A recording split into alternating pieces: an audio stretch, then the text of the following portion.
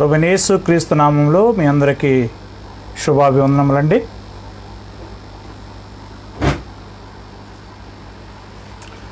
ఈ యొక్క మధ్యాహ్న కాల సమయంలో దేవుని యొక్క వాక్యంలో నుండి మీ మధ్యకు ప్రత్యేకమైన అంశంతో వచ్చినట్లు నన్ను బలపరిచిన దేవునికి కృతజ్ఞతాస్తుతులు చెల్లిస్తున్నాను. ఆ యొక్క అంశం ఏమిటంటే క్రైస్తవ కుటుంబంలోని భార్యాభర్తల యొక్క పాత్ర, couples role in the Christian family. క్రైస్తవ కుటుంబాన్ని గురించి ఈ లోకంలో ఉన్నటువంటి క్రైస్తవులుగా మనమందరం కూడా తెలుసుకున్నట్టు చాలా అవసరమై ఉన్నది. ఎందుకు అనంటే ఈ కుటుంబ వ్యవస్థని మనం తెలుసుకోలేకపోతే దేవునిని, ఆయన కుమారుడైనటువంటి క్రీస్తుని మనం తెలుసుకునేటువంటి పరిస్థితి లేదు. కనుక ఎందుకు దేవుడి యొక్క కుటుంబ వ్యవస్థని నియమించాడు? యోహాను సువార్త 17వ అధ్యాయము 3వ వచనంలో మనం చూసినట్లయితే, మనము నిత్యజీవం పొందినట్లే దేవుడి యొక్క భూమి మీద ఒక కుటుంబ వ్యవస్థని నియమించి ఉన్నాడు అనే విషయాన్ని మనం అక్కడ చదవగలం. అక్కడ ఏముంది అని అంటే, తండ్రి అయిన దేవుణ్ణి, ఆయన కుమారుడైనటువంటి యేసుక్రీస్తుని ఎరుగటయే నిత్య జీవము అని ఉంటుంది. అంటే వారిని ఎరగకపోతే మానవులుగా మనం నిత్య జీవాన్ని పొందేటువంటి అవకాశాలు ఉన్నాయా అంటే లేవు అనేటువంటిదే మనకు అర్థమవుతున్నది. కనుక దేవుడి యొక్క కుటుంబ వ్యవస్థను నియమించడం గల కారణమే దేవుణ్ణి, ఆయనచే పంపబడినటువంటి తన కుమారుణ్ణి ఎరుగుటై ఉన్నది అనేటువంటి విషయాన్ని మనం గమనించాలి. చూడండి, దేవుడు ఏర్పాటు చేసినటువంటి ప్రతి కుటుంబంలో కూడా ఐక్యత అవసరమై ఉన్నది. ఆదికాండము 2వ అధ్యాయము 22-23 వచనాల్లో మనం చదివినట్లయితే, ఆదికాండము 2వ అధ్యాయము 22-23 వచనాల్లో మనం చూసినట్లయితే, తరువాత దేవుడైన యెహోవా తాను ఆదాము నుండి తీసిన ప్రక్కటెముకను స్త్రీనిగా నిర్మించి ఆమెను ఆదాము వద్దకు తీసుకుని వచ్చెను. అప్పుడు ఆదాము ఇట్లనెను, నా ఎముకలలో ఒక ఎముక, నా మాంసములో మాంసము, ఇది నరునిలో నుండి తీయబడిన గనుక నారి అనబడును అని చెప్పడం జరిగింది. ఈ హేతు చేత 24వ వచనం చెప్తున్నాడు, పురుషుడు తన తండ్రిని తల్లిని విడిచి తన భార్యను హత్తుకును, వారు ఏక శరీరులగుదురు. ప్రియమైనటువంటి వాళ్ళరా, భూమి మీద క్రైస్తవ కుటుంబంలో ఐకమత్యం అనేది ఖచ్చితంగా అవసరము. ఏ కుటుంబం అయితే తన పాత్రలను, తన బాధ్యతలను సరిగా గ్రహించగలుగుతుందో ఆ కుటుంబంలో ఐక్యత ఉండటానికి అవకాశం ఉన్నది. ఆ కుటుంబము దేవుని నియమాన్ని, దేవుని యొక్క స్థానాన్ని అర్థం చేసుకోవడానికి ఖచ్చితంగా అవకాశం ఉంటుంది. ఏ కుటుంబంలో భర్త స్థానము తను, భార్య స్థానము తను గ్రహించలేకపోతే ఆ కుటుంబము దేవుని యొక్క నియమాన్ని, దేవుని యొక్క చట్టాన్ని తెలుసుకోవటము జరగదు అనేటువంటి విషయాన్ని మనం గమనించవలను. కనుక ప్రియమైనటువంటి వాళ్ళరా, ఈ భూలోకంలో దేవుడు తన్ను, తన కుమారుడైనటువంటి యేసుక్రీస్తుని తెలుసుకున్నట్టు కోసము కుటుంబాన్ని నియమించి, కుటుంబంలో తల్లి, తండ్రి, కుమారులు, కూతుళ్ళు, అన్న, చెల్లి అనేటువంటి బంధుత్వాలను దేవుడు నియమించడం జరిగింది.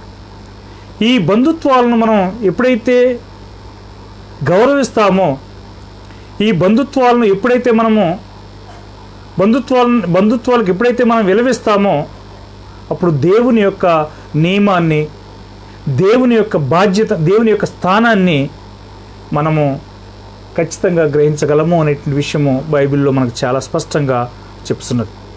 కనుక ప్రియమైనటువంటి వాళ్ళారా, దేవుడు ఈ భూలోకంలో కుటుంబాన్ని నియమించి, ఆ కుటుంబంలో పిల్లల్నిచ్చి, ఆ పిల్లలను ఎలాగూ పెంచాలి అనేటువంటి ఒక నియమాన్ని దేవుడిచ్చి, దేవుడు ఆ బంధాలని, మరి కుటుంబంలో ఉన్నటువంటి బాధ్యతల్ని మరి తెలుసుకోవడానికి దేవుడు ఏర్పాటు చేసినట్లుగా మనం చూస్తున్నాం. ఇవన్నీ దేని గురించి మనకి దేనికి ఉపయోగపడతాయి అంటే, కుటుంబంలో ఉన్నటువంటి బంధాలను మనం తెలుసుకున్న ద్వారానే మనం దేవుని, ఆయన యొక్క స్థానాన్ని మనం తెలుసుకోగలము అనేటువంటి విషయాన్ని మనము గ్రహించగలం. కనుక మరి కుటుంబ విషయమై దేవుని యొక్క సంకల్పము ఏమై ఉన్నది, కుటుంబం విషయమై దేవుని యొక్క సంకల్పము ఏమై ఉన్నది అనేటువంటి విషయాన్ని మనం మొట్టమొదటి గమనిద్దాము. మొదటి కొరింథీ 11వ అధ్యాయము 3వ వచనంలో మనం చూసినట్లయితే, క్రైస్తవ కుటుంబంలో కొన్ని హద్దుల్ని, కొన్ని అధికార నియమాలను అక్కడ పెట్టినట్లుగా మనం చూస్తున్నాం. చూద్దాం పౌలు ఏం మాట్లాడుచున్నాడో. మొదటి కొరింథీ 11వ అధ్యాయము 3వ వచనం. ప్రతి పురుషునికి శిరస్సు క్రీస్తునియు, స్త్రీకి శిరస్సు పురుషుడనియు, క్రీస్తునకు శిరస్సు దేవుడనియు మీరు తెలుసుకునవలెను. ప్రియమైనటువంటి దేవుని బిడ్డలారా, ఇక్కడ ప్రతి కుటుంబంలో ఒక అధికారాన్ని దేవుడు నియమించడం జరిగిందండి. ఆ యొక్క అధికారాన్ని ఏ కుటుంబం అయితే మరి గుర్తిస్తుందో, ఆ కుటుంబము ఆశీర్వాదకరమైనటువంటి కుటుంబంగా ఉండడానికి అవకాశం ఉన్నది అనేటువంటి విషయాన్ని మనం గమనించగలం. చూడండి, ఇక్కడ చెప్తున్నాడు, ప్రతి పురుషునికి శిరస్సు ఎవరు? క్రీస్తు. ప్రతి స్త్రీకి శిరస్సు ఎవరు? పురుషుడు. మరి క్రీస్తుకు శిరస్సు ఎవరు? దేవుడు. ఈ యొక్క క్రమం మనకి అర్థమవుతూ ఉన్నది. కొంతమంది మతశాఖల్లోని వారికైతే అసలు ఈ యొక్క వరుస క్రమం అర్థమే కాదు, అంతా ఒకే విధానంలో వారు చూస్తున్నారు. చూడండి, ఇక్కడ చాలా స్పష్టంగా చెప్తుంది, క్రీస్తుకు శిరస్సు దేవుడు. అంటే క్రీస్తుకు అధికారి ఎవరు? దేవుడు. అలాగే పురుషునికి అధికారి ఎవరు? క్రీస్తు. అలాగే మరి స్త్రీకి అధికారి ఎవరు? పురుషుడు. ఎప్పుడైతే ఈ యొక్క అధికార నియమాన్ని మానవులుగా మనం గుర్తిరిగి ఆ యొక్క అధికార క్రమానికి మనం లోబడతామో, ఆ కుటుంబంలో ఖచ్చితంగా దేవుని యొక్క సమాధానము ఉంటుంది అనే విషయాన్ని తప్పక మనం గుర్తిరగాల్సినటువంటి అవసరం ఉన్నది. కనుక ప్రియమైనటువంటి వాళ్ళారా, ఈ యొక్క అధికారాన్ని మనం లోబడకపోతే, లేదా ఈ యొక్క అధికార నియమానికి మనం లోబడకపోతే ఏమవుతుందో మనం చూద్దాము. రోమీయులకు రాసిన పత్రిక 13వ అధ్యాయము 1 నుండి 3 వచనాలండి. రోమీయులకు రాసిన పత్రిక 13వ అధ్యాయము 1 నుండి 3 వచనాలు. ప్రతి వాడును పై అధికారులకు లోబడి ఉండవలను. ఎలయనగా దేవుని వలన కలిగినది తప్ప మరి ఏ అధికారమును లేదు. ఉన్న అధికారములు దేవుని వలనే నియమింపబడి ఉన్నవి. కాబట్టి అధికారమును ఎదిరించువాడు దేవుని నియమమును ఎదిరించువారు తమ మీదికి తామే శిక్ష తెచ్చుకుందురు. ప్రభుత్వం చేయువారు చెడ్డ కార్యములకే గాని మంచి కార్యములకు భయంకరులు కారు. ప్రియులారా, గమనించండి, ఇక్కడ ప్రతి కుటుంబంలో భర్తని దేవుడు శిరస్సుగా లేదా అధికారిగా దేవుడు నియమించాడు అనే విషయాన్ని మనం గమనించాలి. అప్పుడు ఈ యొక్క అధికారము ఎక్కడి నుంచి వచ్చింది? దైవీకమైన నిర్ణయం అయినది అనే విషయాన్ని మనం చూస్తున్నాం.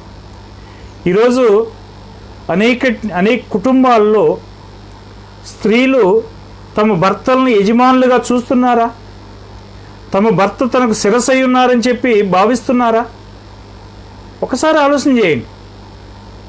ఒకవేళ వారు ఆ యొక్క అధికారాన్ని మీరుతున్నట్లయితే ఏమవుతుందో చూడండి. ఏలైనగా అక్కడ 2వ వచనం చెప్తున్నాడు, అధికారం ఎదిరించువారు అనగా ఏ స్త్రీ అయితే తన పైన తనకు శిరస్సుగా దేవుడు తన భర్తని, అంటే తన యొక్క భర్తని దేవుడు అధికారిగా నియమించాడనేటువంటి విషయాన్ని మరి విస్మరిస్తుందో ఆ యొక్క స్త్రీ దేవుని యొక్క అధికారాన్ని ఎదురుస్తుంది అనేటువంటి దేవుని యొక్క అధికారాన్ని ఎదురుస్తుంది అనేటువంటి విషయాన్ని దేవుడు తెలియజేస్తున్నాడు. చూడండి, అక్కడ అధికారం ఎదిరించేవారు దేవుని నియమంను ఎదిరించున్నారు. ఎదిరించేవారు తమ మీదికి తామే శిక్ష తెచ్చుకొనిస్తున్నారు అంటున్నాడు. ప్రియమైనటువంటి వాళ్ళారా, క్రైస్తవ కుటుంబాల్లో ఎంతమంది స్త్రీలు తమ భర్తలకు లోబడుచున్నారు? ప్రశ్న. ఒకవేళ ఇప్పుడు నేను అడిగినటువంటి ప్రశ్న ఈనాడు ఉన్నటువంటి క్రైస్తవ సహోదరులకు ఒకవేళ బాధాకరంగా ఉన్నట్లయితే దానికి నేనేం చేయలేను. కానీ ఖచ్చితంగా దేవుని యొక్క నియమాన్ని మనం గమనించినట్లయితే ప్రతి స్త్రీ కూడా, ప్రతి సహోదరి కూడా తన యొక్క భర్త యొక్క అధికారానికి లోబడాలి. ఆ యొక్క అధికారము ఎవరిచ్చారు? దేవుడిచ్చాడు. దేవుని యొక్క అధికారానికి ఆమె లోబడకపోతే ఏం చేస్తున్నది? దేవుని ఎదిరిస్తుంది అనే విషయాన్ని దేవుడు తెలియజేస్తున్నాడు. దేవుని ఎదిరించడం ద్వారా ఆమె తన మీదకి ఏం తెచ్చుకుంటుంది? తన మీదకి తానే శిక్ష విధించుకుంటుంది అని చెప్పి దేవుడు 2వ వచనంలో చెప్తున్నాడు. రోమా 13:3 మనం చూసినట్లయితే ఈనాడు మన మీద అధికారులు కొంతమంది ఉన్నారు. ఈనాడు పోలీస్ ఆఫీసర్స్ ఉన్నారు, లేదా ప్రభుత్వ అధికారులు ఉన్నారు. ఊరకనే మన మీద వారు ఖడ్గం ధరించరండి. మనం ఏదైనా తప్పు చేసినప్పుడే వారు శిక్షను అమలు చేస్తారే తప్ప మనం తప్పు చేయకుండా ఉన్నప్పుడు వారు ఏ విధమైనటువంటి శిక్షణ తీసుకురావడానికి అవకాశం లేదు. ఉదాహరణకు మనం రోడ్లో పోతున్నాము, ట్రాఫిక్ రూల్స్ను మీరుతున్నాము. మీరినప్పుడు మనం భయపడాల్సినటువంటి అవసరం ఉన్నదా? ఖచ్చితంగా భయపడాలి. ఎందుకంటే దేవుడు నియమించినటువంటి అధికారం. ఆ అధికారాన్ని మనం ఎదిరించామనుకోండి, ఖచ్చితంగా మనకు శిక్ష వస్తుందనే విషయము మనకు ఆటోమేటిక్గా మన యొక్క హృదయంలో తెలిసిపోతుంది. కాబట్టి అధికారాన్ని ఎదిరించేవారు తమ మీదికి తామే శిక్ష తెచ్చుకుంటున్నారు. కనుక ఈ యొక్క సమయంలో ప్రియమైనటువంటి క్రైస్తవ సహోదరులారా, భర్త భార్యలు ఏ విధంగా ఉండాలి అనేటువంటి విషయాన్ని మనం చూసినప్పుడు ఆదికాండం 3వ అధ్యాయము మరి 15వ వచనం 16వ వచనంలో మనం చూసినట్లయితే భర్తను ఏ విధంగా ఉండేటువంటి విధానంలో దేవుడు నియమించాడో ఇది చూడండి.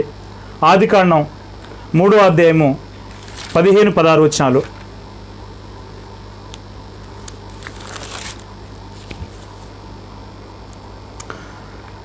ఆయన స్త్రీతో, నీ ప్రయాసమును నీ గర్భవేదనను నేను మిక్కిలి హెచ్చించదను, వేదనతో పిల్లల కందువు, నీ భర్త ఎడల నీకు వాంఛ కలుగును, అతడు నిన్ను ఏలును అని చెప్పెను. చూశారండి, అంటే ఎప్పుడైతే ఈ యొక్క అవ్వ సాతాను యొక్క లేదా సర్పం యొక్క మాటకు మోసం చేయబడి దేవుని యొక్క ఆజ్ఞని మీరి తినకూడదని దేవుడు ఆజ్ఞాపించినటువంటి ఆ యొక్క వృక్షఫలాన్ని తిన్నదో, ఆ తర్వాత తిని తన భర్తకి ఆ యొక్క పండులో కొంత భాగం తీసుకువెళ్ళి ఇచ్చిందో, ఇద్దరు కూడా దేవుని యొక్క ఆజ్ఞను మీరటం జరిగింది. మీరిన తర్వాత దేవుడు పురుషునికి స్త్రీకి ఇద్దరికి కొన్ని శాపాలను పెట్టాడు. ఆ యొక్క స్త్రీకి పెట్టిన శాపాన్ని చూడండి. అక్కడ 15వ వచనంలో 15వ వచనం అంటున్నాడు, మరియు నీకును స్త్రీకిని, అంటే సర్పంతో మాట్లాడుతున్నాడు దేవుడు, నీకును స్త్రీకిని నీ సంతానమునకును ఆమె సంతానమునకు వైరం కలగజేతును, అది నిన్ను తల మీద కొట్టును, నీవు దాన్ని మడిం మీద కొట్టుదు అని చెప్పెను. 16వ వచనంలో ఆయన స్త్రీతో, నీ ప్రయాసమును నీ గర్భవేదనను నేను మిక్కిలి హెచ్చించదును, వేదనతో పిల్లల కందువు, నీ భర్త ఎల్ల నీకు వాంఛ కలుగును, అతడు నిన్ను ఏలును. ఎవరు ఏలాలి అండి? మనం చూస్తే కొంత ఆశ్చర్యంగా ఉండొచ్చు. నాడు కుటుంబాల్లో ఏలుబడి చేసేది భర్త లేకపోతే భార్య. దేవుని నియమం చూడండి ప్రియ దేవుని బిడ్డలారా, దేవుని నియమంలో భర్త భార్యను ఏలాలి. ఇది దేవుని యొక్క నియమం. భర్త భార్యకి లోబడాలి, ఇది దేవుని యొక్క నియమం. కానీ ఈనాడు క్రైస్తవ ముసుగులో క్రైస్తవ మతం అని చెప్పుకుంటూ ఈనాడు అనేక మంది పురుషుని మీద అధికారం చేస్తూ పురుషుని మరి తన యొక్క బానిసలుగా చూసేటువంటి కుటుంబాలు కూడా మనం కోకొలలుగా సమాజంలో చూడగలం. ప్రియమైనటువంటి దేవుని బిడ్డలారా, ఇది బాధాకరమైనటువంటి విషయమే. అయినా కానీ దేవుని యొక్క నియమంలో భార్య తన భర్తకి లోబడాల్సినటువంటి అవసరం ఉన్నదనేటువంటి విషయాన్ని దేవుడు కుటుంబ వ్యవస్థలో నియమించాడు. ఇకపోతే 1 తిమోతి 2వ అధ్యాయము 11 నుంచి 15 వచనాల్లో చూసినట్లయితే, దేవుడు ఇచ్చినటువంటి అధికారాన్ని ఎప్పుడైతే స్త్రీ గౌరవిస్తుందో లేదా భర్త గౌరవిస్తాడో ఆ కుటుంబంలో సమాధానం ఉంటుంది. ఎప్పుడైతే ఆ యొక్క దేవుడిచ్చినటువంటి అధికారాన్ని ఆ యొక్క స్త్రీ గౌరవించదో ఆ కుటుంబంలో ఎట్టి పరిస్థితుల్లో సమాధానం ఉండదు అనేటువంటి విషయాన్ని మనందరికి కూడా తెలుసు. అనేక కుటుంబాల్లో మనం చూస్తుంటాం. ప్రత్యేకంగా మతశాఖల వారిని గురించి ఈ సమయంలో నేను ప్రస్తావించదలుచుకున్నాను. ఎందుకో చూడండి. మరి 1 తిమోతి 2వ అధ్యాయంలో 11 నుంచి 15 వచనాల్లో మనం చూసినట్లయితే, 1 తిమోతి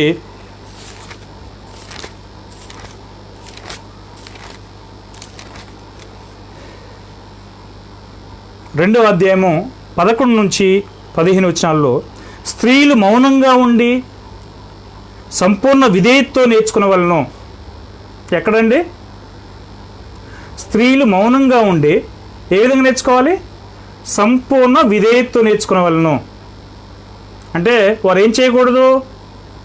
పురుషునికి బోధించకూడదు, పురుషుని మీద అధికారం చేయకూడదు అనే విషయాన్ని బైబిల్లో దేవుడు స్పష్టంగా చెప్పాడు. ఇది దేవుని యొక్క అధికారానికి లోబట్టం. ఆ విధంగా లోబడి ఉన్నట్లయితే.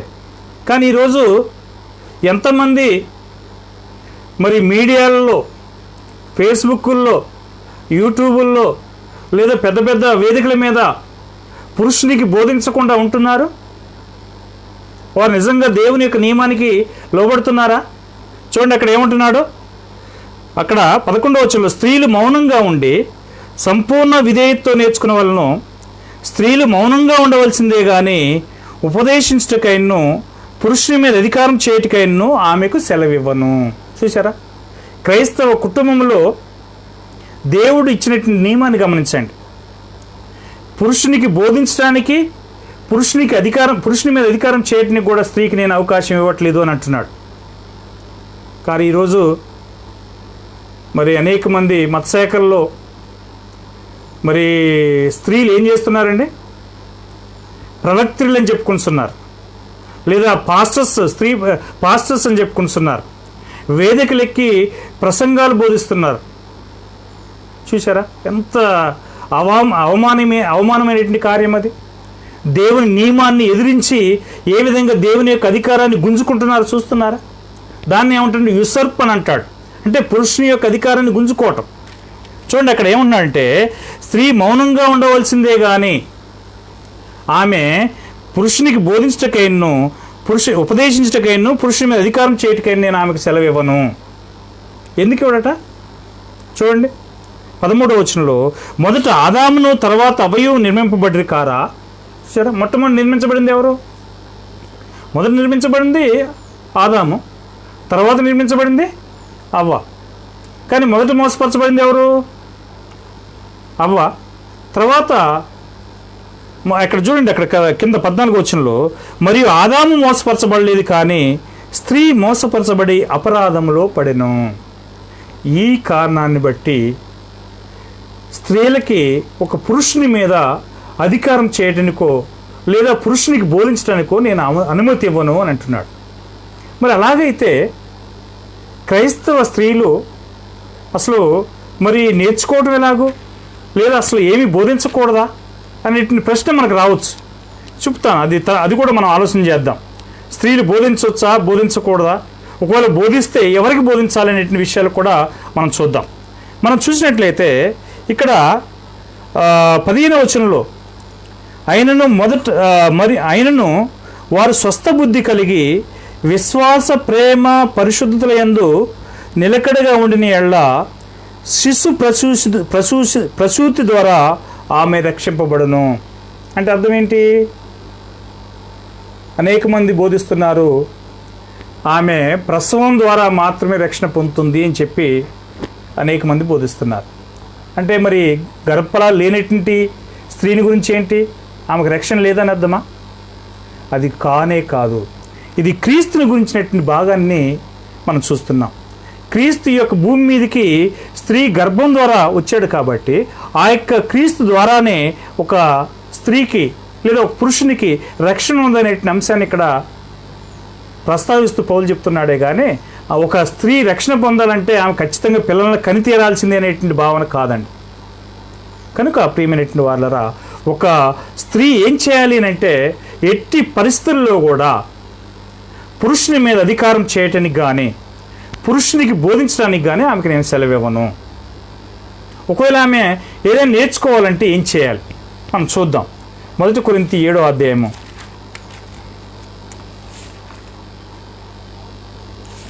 1 కొరింథీ 7వ అధ్యాయము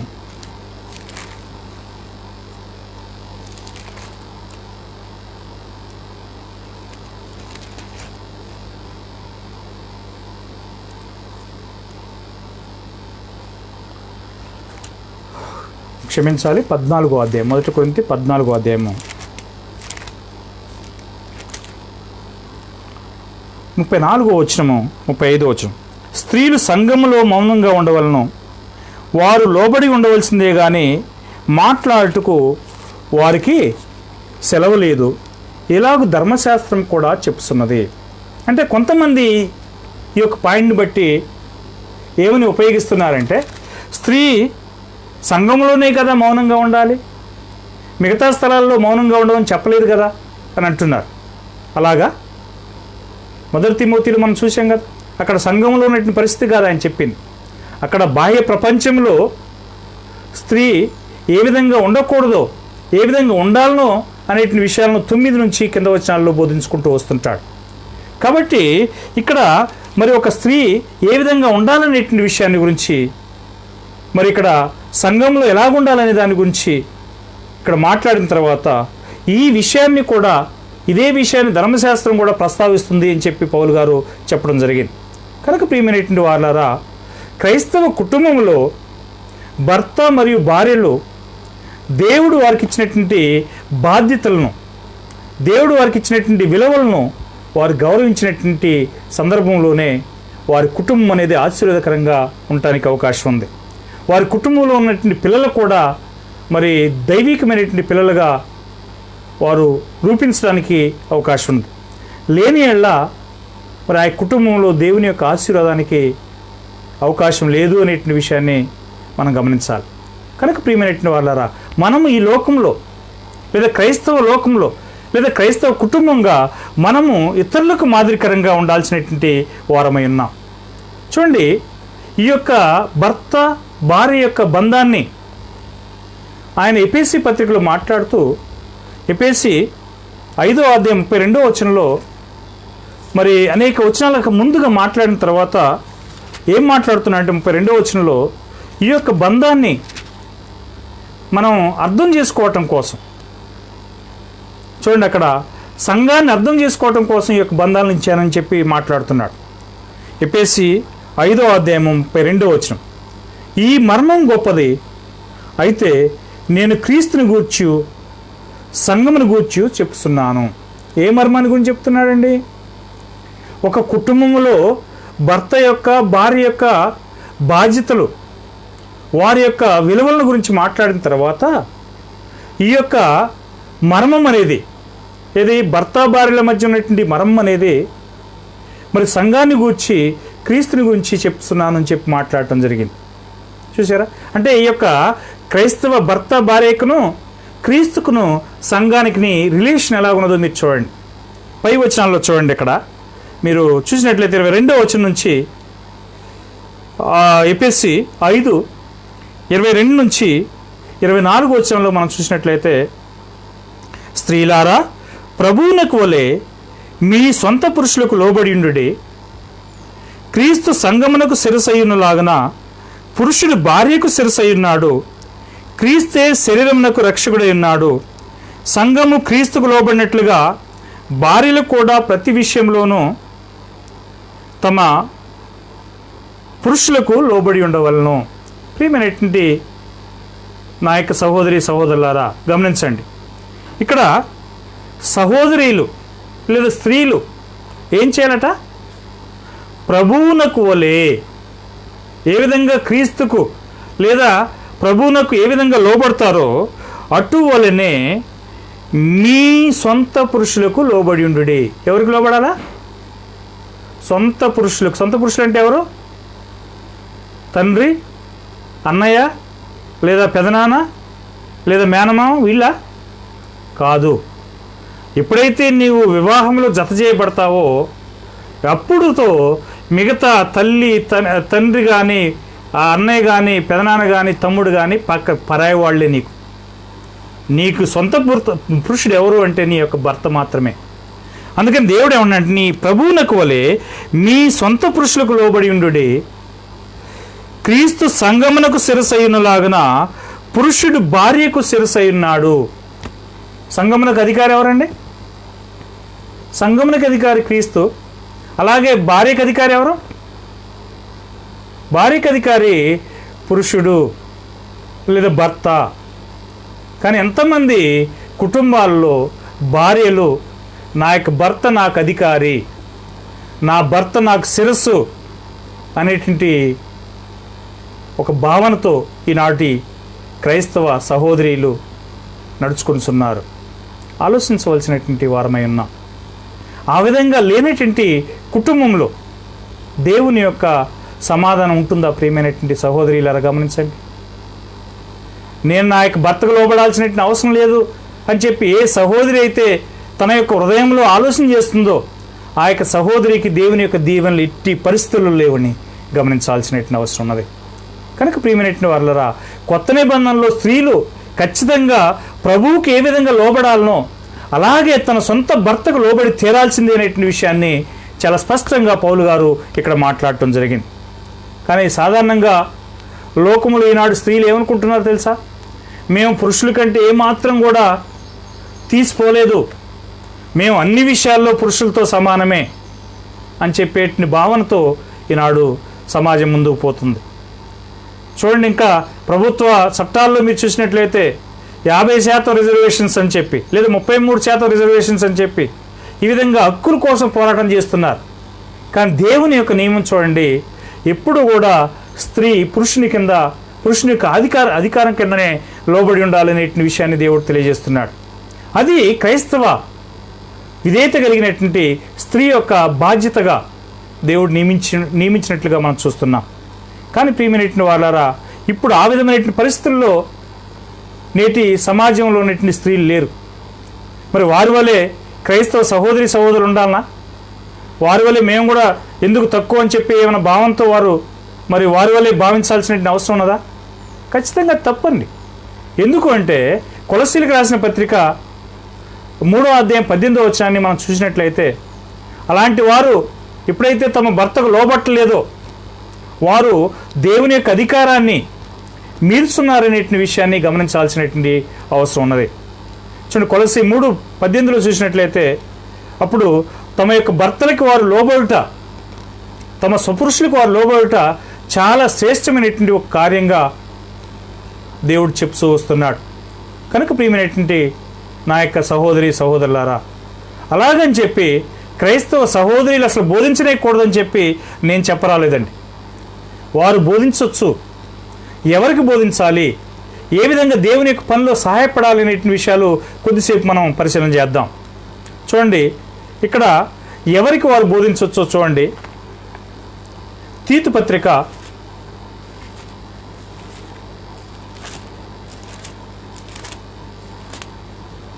2వ అధ్యాయము 3-5 వచనాలు చూసినట్లయితే, అలాగుననే వృద్ధ స్త్రీలు కొండెగత్తెలను మిగుల మద్యపానాసక్తులనై ఉండక ప్రవర్తనయందు భయము గలవారును అయి ఉండవలను. దేవుని వాక్యము దూషింపబడకున్నట్లు యవన స్త్రీలు తమ భర్తలకు లోబడి ఉండి తమ భర్తలను శిశువులను ప్రేమించువారును, స్వస్థబుద్ధి గలవారును, పవిత్రులను, ఇంట ఉండి పనిచేసుకున్న వారును, మంచివారినై ఉండవాలని బుద్ధి చెప్పుసు మంచి ఉపదేశం చేయవారినై ఉండవాలని బోధించము అని అంటున్నాడు. కనుక ఈ యొక్క క్రైస్తవ సహోదరులు ఎవరికి బోధించాలంటే పిల్లలకు బోధించాలి. క్రైస్తవ సహోదరులకి వారు బోధించడానికి దేవుడు అదికి అవకాశం ఇచ్చాడు. దేవుని యొక్క పరిచర్యలో వారు ఎంతో కీలకంగా ఉపయోగించబడేటువంటి అవకాశాలు కూడా ఉన్నాయి, లేవని చెప్పడానికి ఏమీ లేదు. అందుకని నేను పాస్టర్గా ఉన్నాను, లేదా నేను ఒక ప్రవక్త్రిగా ఉన్నాను, లేదా నేను ఒక సంఘ పెద్దగా ఉన్నాను. ప్రియమైనటువంటి వాళ్ళ ఈనాడు అనేక స్థలాల్లో మనం చూసినట్లయితే స్త్రీలు సంఘ పెద్దలట. చూసారని నవ్వు వస్తున్నది. ఒక స్త్రీ ఈ మధ్య కాలంలో ఒక మీటింగ్లో మరి ఎందుకో నేను అక్కడ నిలబడటం జరిగింది. నేను సంఘ పెద్దనండి అని చెప్పి ముందుకు వచ్చి ఆమె మైక్ గుంజుకొని మాట్లాడటం జరుగుతుంది. చూసారా ఎంత దారుణము. ఇదంతా కూడా దేవుని యొక్క నియమానికి వ్యతిరేకం. దేవుని నియమానికి ఎప్పుడైతే ఆ యొక్క స్త్రీలు లేదా పురుషులు వ్యతిరేకంగా పనిచేస్తారో ఆ పనిచేసినటువంటి ఆ యొక్క కుటుంబాల్లో వారి జీవితాల్లో ఎట్టి పరిస్థితుల్లో దేవుని యొక్క సమాధానం ఉండడానికి అవకాశం లేదు. చూడండి, మొదటి పేతురు 3వ అధ్యాయము 1 నుంచి మనం 6 వచనాల్లో చూసినట్లయితే, పూర్వము దేవుని ఆశ్రయించినటువంటి పరిశుద్ధ స్త్రీలు, ఉదాహరణకు మనం శారాని గురించి చూడవచ్చు. వారు ఏ విధంగా తమ భర్తలకు లోబడి ఉండి దేవుని నియమాన్ని వారు గౌరవించారో, ఏ విధంగా తమను తాము అలంకరించుకున్నారో అక్కడ మనం చూడగలం. మరి మొదటి పేతురు 3వ అధ్యాయము 1 నుండి 6 వచనాలండి. చూడండి, ఇక్కడ 1వ వచనం చెప్తున్నాడు, అటువలే స్త్రీలారా మీరు మీ స్వపురుషులకు లోబడి ఉండుడి. ఎవరికి లోబడాలి? మరలా గమనించాలా. మరొకసారి చెప్తున్నాను, నీ అన్నయ్యకో, నీ ఒక నాన్నకో, నీ తమ్ముడికో కాదు. నీకు వివాహం అయింది అని అంటే నీ సొంత భర్తకే నువ్వు లోబడాలి. నీ స్వపురుషులకు లోబడి ఉండుడి. అందువలన వారిలో ఎవరైనా వాక్యమునకు అవిధేయులైతే, అంటే నీ భర్త ఒకవేళ వాక్యమునకు లోబడినటువంటి వాడుగా అవిశ్వాసి అయినట్లయితే, దేవుని యొక్క నియమాన్ని ఎరగనటువంటి వాడైతే, అప్పటికి కూడా నీవు నీ భర్తకు బోధించడానికి అవకాశం లేదు అంటున్నాడు.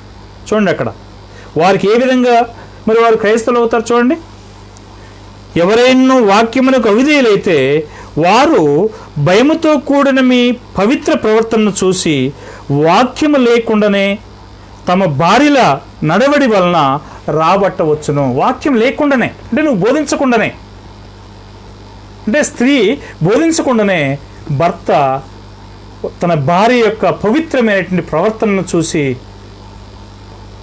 అతను మార్మన్స్ పొందేటువంటి అవకాశం ఉన్నది అనేటువంటి విషయాన్ని దేవుడు ఇక్కడ చాలా స్పష్టంగా చెప్తున్నాడు. కానీ ఈ రోజుల్లో ఏం చేస్తున్నారండి? నా భర్తకు నేను బోధించా కదా అని అంటున్నారు. అది వాస్తవమేనా? అనేక స్థలాల్లో మనం చూసినట్లయితే అనేక మంది ఈ విధంగా దేవుని యొక్క నియమాన్ని పక్కన పెట్టి తమ సొంత అధికారాన్ని ఉపయోగిస్తున్నారు. అది ఏమాత్రం సబబుగా ఉంది? అది ఏమాత్రం న్యాయంగా ఉందో ఆలోచించాలి. చూడండి, ఇక్కడ ఈ యొక్క స్త్రీలు ఏ విధంగా ఉన్నారో చూడండి. మరియు జడలల్లుకొనుటయు, బంగారు నగలు పెట్టుకున్నటియు, వస్త్రములు ధరించుకున్నటియు, వెలుపటి అలంకారము మీకు అలంకారంగా ఉండక. అంటే జడలు వేసుకోవద్దని చెప్పలేదండి. ఆ తర్వాత నగలేం పెట్టుకోవద్దని పెట్టుకోవద్దని చెప్పలేదండి. కానీ ఇవి మీకు అలంకరణగా, వెలుపటి అలంకరణగా మీకు ఉండకూడదు అని అంటున్నాడు. ఇక కొంతమంది అయితే అసలు జడలుకోవద్దని చెప్పి కొంతమంది పూర్తిగా వెంట్రుకలు వదిలేస్తున్నారు. కొంతమంది అసలు నగలే పెట్టుకోవద్దన్నాడని చెప్పి వాళ్ళు ఏం చేస్తున్నారంటే ఇక మెడలో కానీ, ముక్కులో కానీ, చెవులో కానీ, కాళ్ళకు కానీ ఏమీ లేకుండా ఉంటున్నారు. అది కరెక్ట్గా దేవుడు అలాగే చెప్పలే. నీకు అలంకరణ కోసం నువ్వు చేయొద్దన్నాడే కానీ అసలు నువ్వు వేసుకోవద్దని చెప్పలేదే. దీన్ని అర్థం చేసుకోలేనిటిని అనేక మంది ఏం చేస్తున్నారంటే, ఇదిగో దేవుడు ఈ విధంగా చెప్పాడు కాబట్టి మేము చేయట్లేదు అని చెప్పి పూర్తిగా అన్నిటిని తీసిపడేస్తున్నారు. ఆ విధంగా చేయడం ద్వారా ఈనాడు మరి లోకంలో ఉన్నటువంటి కొంతమంది తెలియనటువంటి వాళ్ళకి క్రైస్తవం అనేది అపహాసాల పాలు కావడానికి కూడా అవకాశం ఉన్నది, లేదా దూషించబట్టడానికి కూడా అవకాశం ఉన్నది. కనుక ప్రియమైనటువంటి వాళ్ళారా, దేవుడు ఇక్కడ ఆ విధంగా వెలుపటి అలంకరణ కోసం మీరు వేసుకోవద్దు అన్నాడే కానీ అసలు వేసుకోవద్దు అనేటువంటి మాటను ఉపయోగించలేదు. తర్వాత చూడండి ఏ విధమైనటువంటి గుణాలు కలిగి ఉండాలనో 4వ వచనంలో, సాధువైనట్టు మృదువైనట్యునైనా గుణమును అక్షయ అలంకారం గల మీ హృదయపు అంతరంగ స్వభావమును మీకు అలంకరణగా ఉండవలను.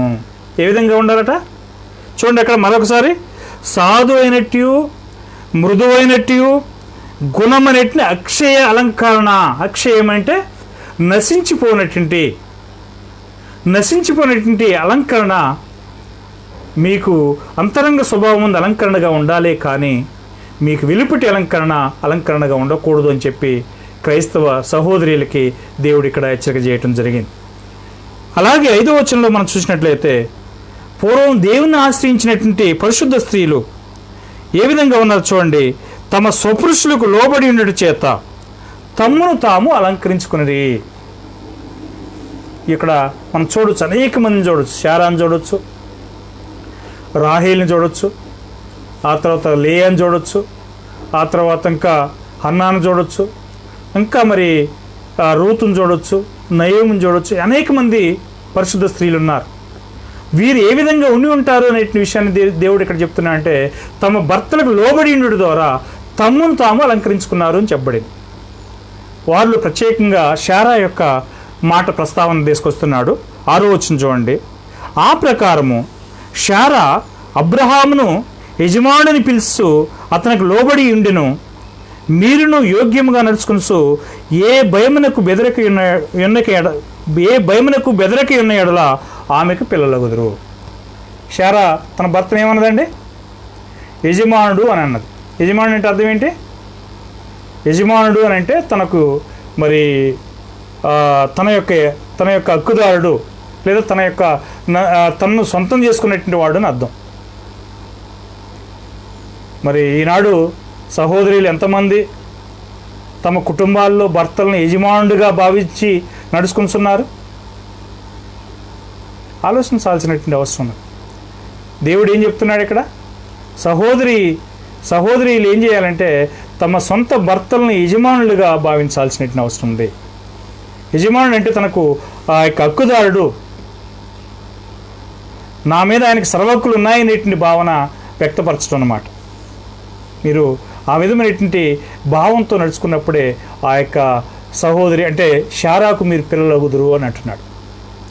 ఇక మీరు చూసినట్లయితే ఈ లోబడ్డ లేదా ఈ యొక్క భర్తని గౌరవించే విషయానికి వస్తే, కొన్ని మతశాఖల్లో అనేక మంది స్త్రీలు ఏం చేస్తారంటే భర్తకు లోబడరు, వారికి భోజనాలు సరైన టైంకి అందించరు. అయ్యగారు, పాస్టరు వారి యొక్క సంఘంలో పురుషులకు మాత్రం లోబడటానికి ఎక్కువగా ఇష్టపడుతుంటారు. మనం చూసినట్లయితే అనేక స్థలాల్లో జరుగుతున్నటువంటి పరిస్థితి ఇది. అనేక సందర్భాల్లో ఏం చేస్తారంటే, ఎటుపోయింది మీ ఇంట్లో అంటే చర్చికి పోయిందండి, భోజనం వండారంటే వండలేదు, ఎవరు వండుతున్నారు? మేమే వండుకుంటాం అని చెప్పేటువంటి పరిస్థితి అనేక మంది పురుషుల్లో కనబడుతూ ఉన్నది. దేవుడు భర్తను పక్కకు పెట్టవనో, లేదా నీ యొక్క కుటుంబ విషయాలు పరిశీలించుకోకుండా, కుటుంబాన్ని చూసుకోకుండా నువ్వు దేవుని కార్యాల్లో పాల్పంచుకోవని చెప్పి దేవుడు చెప్పలే. కుటుంబం చూడాలి, కుటుంబంలో భర్తకు లోబడాలి, నీ భర్తను యజమానిని పిలవాలి. ఆ విధంగా నువ్వు చూసుకున్న తర్వాతనే నువ్వు ఎక్కడైనా నువ్వు రాణించగలవు తప్ప, నా యొక్క భర్త నాకు ముఖ్యం కాదు అని చెప్పి ఎప్పుడైతే నువ్వు అనుకుంటున్నావో ఆ కుటుంబంలో ఖచ్చితంగా నీకు దేవుని యొక్క స్థానంలో, దేవుని యొక్క దృష్టిలో నీకు స్థానం లేదు, లేదా ఆ యొక్క స్థానం చాలా తక్కువగా ఉన్నది అనే విషయాన్ని గమనించాల్సిన అవసరం ఉన్నది. ఈ సందర్భంలో ఒక ఉదాహరణ నాకు గుర్తొస్తున్నదండి. మరి ఆ ఉదాహరణ నేను పేరు చెప్పను. అది దాదాపుగా 10-15 ఏళ్ల క్రితం జరిగినటువంటి సందర్భం. చెన్నైలో ఒక బైబిల్ స్కూల్ డైరెక్టర్ గారి యొక్క భార్య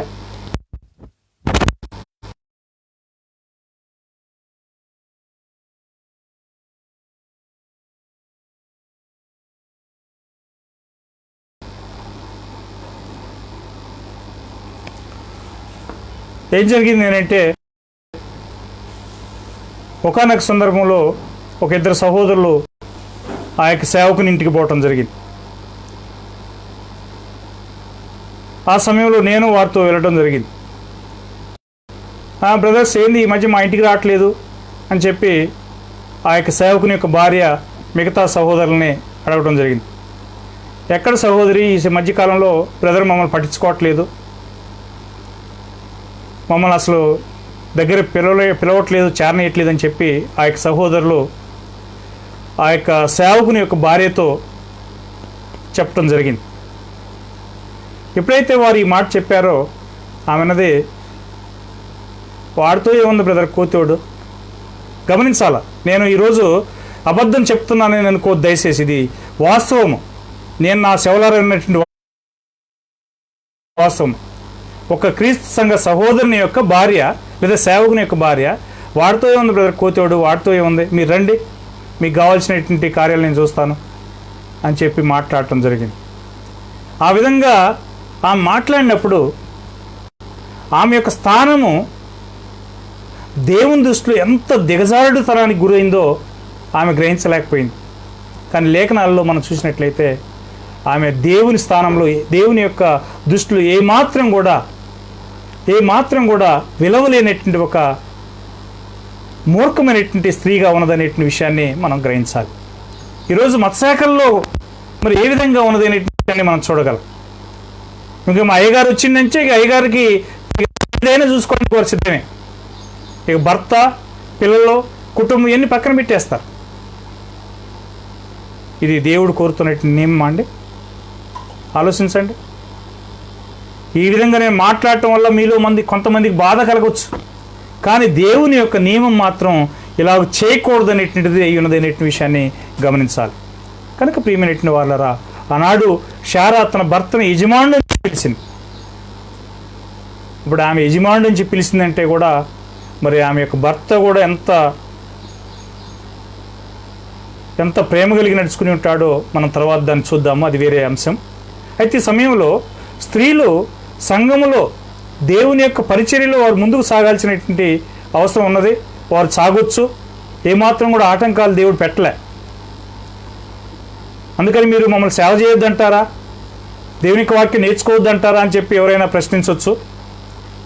ఖచ్చితంగా సేవ చేయొచ్చు, దేవునికి వాక్యం నేర్చుకోవచ్చు, మీ యొక్క భర్తతో కలిసి మీరు దేవుని యొక్క పరిచర్యలో మీరు పాల్పంచుకోవచ్చు.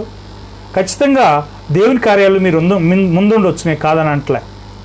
చూడండి, అలాగూ ముందున్నటువంటి అనేక మంది స్త్రీల గురించి మనం కొద్దిసేపు చూద్దాం. చూడండి, ఫిలిప్పీలకు రాసిన పత్రికలో ఇక్కడ ఒక ఇద్దరు సహోదరులు ఉన్నారు. ఫిలిప్పీ 4వ అధ్యాయం 2-3 వచనాల్లో మనం చూసినట్లయితే, ప్రభువునందు ఏక మనస్సు గలవారై ఉండవలనని యువోదియను సుంటికేలను బతిమాలుకొనుచున్నాను. అవును, నిజమైన సహకారి ఆ స్త్రీలు క్లెమెంట్తోనూ నా ఇతర సహకారులతోనూ స్వార్థ పనులు నాతో కూడా ప్రయాసపడిన వారు గనక వారికి సహాయం చేయమని నిన్ను వేడుకొనుచున్నాను. ఆ సహకారుల పేర్లు జీవగ్రంథమందు రాయబడి ఉన్నవి. చూసారా, ఇక్కడ ఉన్నటువంటి ఈ యొక్క ఇద్దరు సహోదరీలు దేవుని యొక్క పనిలో ఎంతో ఘనమైనటువంటి పాత్రను వారు పోషించారు అనేటువంటి విషయాన్ని గురించి ఇక్కడ పౌలు గారు సాక్ష్యం ఇస్తున్నాడు.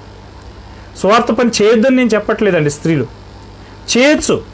ఏ విధంగా చేయొచ్చు అంటే, సహోదరులకి, సేవకులకి వారు సహకరించడం ద్వారా దేవుని యొక్క పరిచర్యలో పాలు పంచుకోవచ్చు.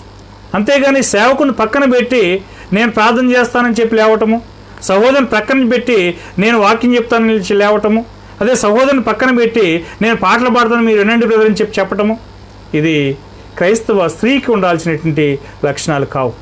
క్రైస్తవ స్త్రీలు చేయాల్సినటువంటి గుణాలు కావు. కానీ ఈరోజు ఎంతమంది ఉంటున్నారట. ఈరోజు కొన్ని మతశాఖలను మీరు పోండి, మొదట స్త్రీ పోయి ఆ యొక్క కంజర, తర్వాత ఆ యొక్క కంజర తీసుకొని తగిలి పాటలు పాడుతుంటుంది మొదట. తర్వాత ఇంకో స్త్రీ వచ్చి ప్రార్థన చేసిద్ది. ఇక ఆ తర్వాత పోయి వాళ్ళ అయ్యగారని చెప్పబడిన ఆయన పోయి ఆయన మొదలు పెడతాడు. ఈ విధంగా జరుగుతున్నది. ఇది దేవుని యొక్క నియమానికి అది విరుద్ధంగా ఉన్నదనే విషయాన్ని గమనించట్లేదు వాళ్ళు. దేవుని యొక్క నియమం ఏంటంటే సంఘములో ఎప్పుడు కూడా సమాధానం ఉండాలి. అల్లరి కర్తగా దేవుడు. వీరు ఏం చేస్తున్నారంటే అల్లరి చేస్తున్నారు. కనుక ప్రియమైనటువంటి వాళ్ళారా, ఎప్పుడు కూడా దేవుని యొక్క సంఘంలో సహోదరులు సేవలో పాల్పంచుకోవచ్చు. ఏ విధంగా పంచుకోవచ్చు ఇక్కడ మనం చూసాం. అదేవిధంగా అకుల ప్రిస్కిల్ల అనేటువంటి కుటుంబాన్ని కూడా మనం చూడవచ్చు. వాళ్ళు కొరింథీలో అపోస్తలుడైనటువంటి పౌలుతో మరి పౌలుని చేరదీసి పౌలుకు పరిచర్య చేయట్లో వాళ్ళు ఎంతో సహకరించారు. అది మాత్రమే కాదు, ఈ యొక్క కొరింథీలో ఈ యొక్క అపోల్లో కొరింథీకి పోయినప్పుడు అపోల్లోని చేరదీసి అపోల్లోకి బోధించట్లో ఈ యొక్క ప్రిస్కిల్ల ఎంతో సహకరించింది అనే విషయాన్ని ఆ యొక్క అపోస్తలుల కార్యం 18వ అధ్యాయంలో మనం చదవగలం. కనుక ఎప్పుడైతే సహోదరులు సేవ చేయాలనేటువంటి భావన కలిగి ఉంటారో తన భర్తకు తోడుగా ఉండొచ్చు, తప్పులేదు. తన భర్త బోధించేటప్పుడు సహకారంగా ఉండొచ్చు, తప్పులేదు. అంతేగాని నేను బోధిస్తాను నువ్వు కూర్చో అని చెప్పి భర్తను అడిగింది అని అంటే ఆమె భర్తకి ఇవ్వబడే అధికారాన్ని ఉసర్పు చేస్తుంది అని అర్థం అనమాట. కనుక ప్రిస్కిల్ల చేయలేదా, వాక్యం చెప్పలేదా అని చెప్పి మీరు అంటున్నారు కొంతమంది. ప్రిస్కిల్ల తన భర్తకు మించి ముందుకు పోలే, గమనించాలి. భర్త యొక్క సహకారాన్ని తీసుకొని భర్త పక్కన ఆమె ఉన్నదే తప్ప ఎప్పుడు కూడా ఆమె భర్తను మించి పోలేదనే విషయాన్ని గమనించాలి. అదే సమయంలో నేను కూడా ఈ ఖమ్మం పట్టణంలో అనేక కుటుంబాలను సందర్శించడం జరుగుతుంది.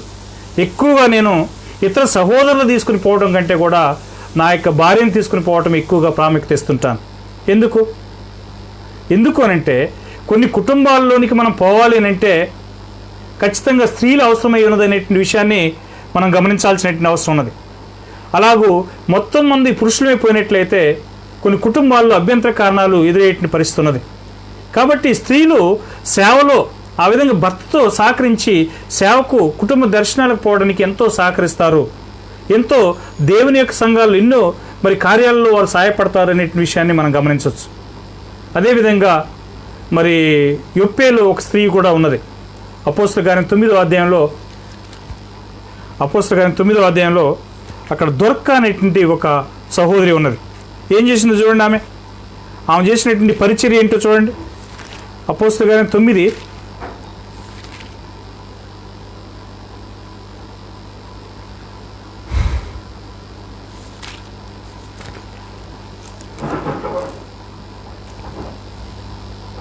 37వ వచనంలో, ఆ దినముల యందు ఆమె కాయలపడి చనిపోగా వారు శవము కడిగి మేడగదిలో పరుండబెట్టిరి. ఈ లొద్ద యొప్పేకి దగ్గరగా ఉండటం చేత పేతురు అక్కడ ఉన్నాడని శిష్యులు విని అతడు తడువు చేయక తన యొద్దకు రావాలని వేడుకొనవాలని 2 మనుషులను అతని యొద్దకు పంపిరి. చూడండి, ఇక్కడ 39వ వచనం ముఖ్యంగా మనం చదివినట్లయితే, పేతురు లేచి వారితో కూడా వెళ్ళి అక్కడ చేరినప్పుడు వారు మేడగదిలో నుండి అతన్ని తీసుకుని వచ్చిరి. విధవరాండ్రందరూ వచ్చి మేడగదిలోనికి అతన్ని తీసుకుని వచ్చిరి. విధవరాండ్రందరూ వచ్చి ఏడ్చు దొరక్క తమతో కూడా ఉన్నప్పుడు కుట్టిన అంగీలను వస్త్రములను చూపుచు అతని ఎదుట నిలిచిరి. ఏం చేసిందంటే దొరక్క అనేకమైన సత్కార్యాలు చేసింది. ఏం చేసిందంటే ఉచితంగా వస్త్రాలను అంగీలను కుట్టి మరి ఇచ్చుంటుంది అనే విషయాలను అక్కడ వారు చూపిస్తూ ఆ యొక్క కార్యాలను చూపిస్తూ వారు ఏడ్చినట్లుగా మనం చూస్తున్నాం. అంటే దొరక్క చేసినటువంటి పరిచర్యలో అది ఒక భాగం. ఈ విధమైన కార్యాలు సహోదరులు చేయొచ్చు.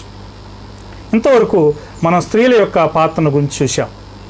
ఇప్పుడు మరి భర్తలకు దేవుడిచ్చినటువంటి పాత్ర ఏంటి? భర్తలకు దేవుడిచ్చినటువంటి పాత్ర ఏంటి మనం చూద్దాం. ఈనాడు నేటి లోకంలో అనేక మంది పురుషులు తమ భార్యలు తమకు బానిసలు